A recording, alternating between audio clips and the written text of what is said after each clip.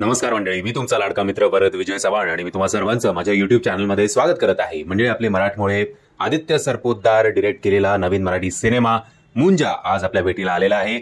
आपली मराठमोळी शर्वरी वाघ सुद्धा या सिनेमामध्ये आहे. आता हा वेगळा मुद्दा आहे की ती आडनाव स्वतःचं लावत नाहीये, फक्त शर्वरी असं सगळीकडे कास्टमध्ये येतं. त्याच्या मागचं कारण जर तुम्हाला जाणून घ्यायचं असेल तर आय थिंक तुम्ही मी शिवाजीराजे भोसले बोलतोय हा जेव्हा सिनेमा आला होता त्याच्या प्रिया बापटनी अशा प्रकारचं एक कॅरेक्टर केलं होतं. तसं अजूनही अनफॉर्च्युनेटली कदाचित आपलं होत असेल, यू नेव्हर नो. पण ठीक आहे, जे आहे ते आहे. आणि बरेचसे मराठी कलाकार या सिनेमामध्ये आहेत, बरेचसे मराठी शब्द सुद्धा या सिनेमामध्ये आहेत. कारण गोष्ट आहे कोकणातली आपल्या मुंजाची ही गोष्ट आहे, ज्याला जो एक अतृप्त आत्मा असतो आणि त्याला स्वतःचं लग्न करायचं असतं एका मुन्नी बरोबर. आता मुंजा हे सगळं काय प्रकरण आहे आणि या सिनेमाचं स्त्री युनिव्हर्सशी म्हणजे आपल्या श्रद्धा कपूरवाल्या स्त्री युनिव्हर्सशी याचं काही कनेक्शन आहे का, या सगळ्या गोष्टी जर तुम्हाला जाणून घ्यायच्या असतील तर तुम्हाला हा सिनेमा सिनेमागृहात जाऊन बघायला हवा. हॉरर कॉमेडी जॉनरवाला हा सिनेमा आहे. कॉमेडी आय थिंक फर्स्ट हाफमध्ये चांगली जुळून आली आहे.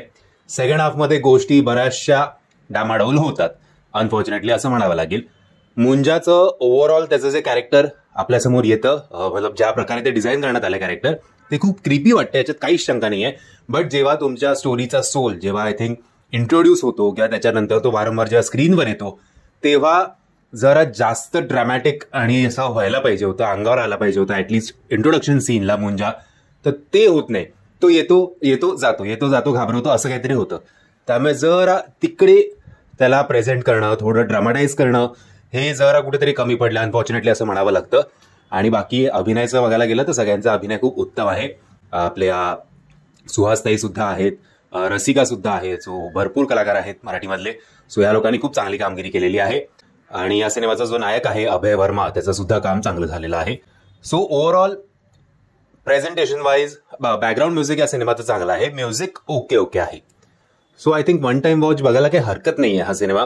ऍटलिस्ट आपल्या मराठमोळ्या लोकांसाठी, आपण महाराष्ट्रातल्या लोकांनी तरी हा सिनेमा सिनेमागृहात जाऊन बघायला हवा असं मला तरी वाटतं. बाकी सिनेमा संपल्यानंतर लगेच उठून जाऊ नका. एक एंड क्रेडिट सीन सुद्धा आहे, सो त्याला मिस करू नका. ओव्हरऑल आय थिंक या सिनेमाला मी देईन 3 स्टार. जर तुम्ही हा सिनेमा बघितला असेल मंडळी तर तुम्हाला या सिनेमाबद्दल काय वाटतंय कमेंटच्या माध्यमातून कळवा. आणि जर तुम्हाला हा व्हिडिओ आवडला असेल तर प्लीज या व्हिडिओला लाईक, शेअर आणि चॅनलला सबस्क्राईब करायला विसरू नका. जय हिंद, जय महाराष्ट्र.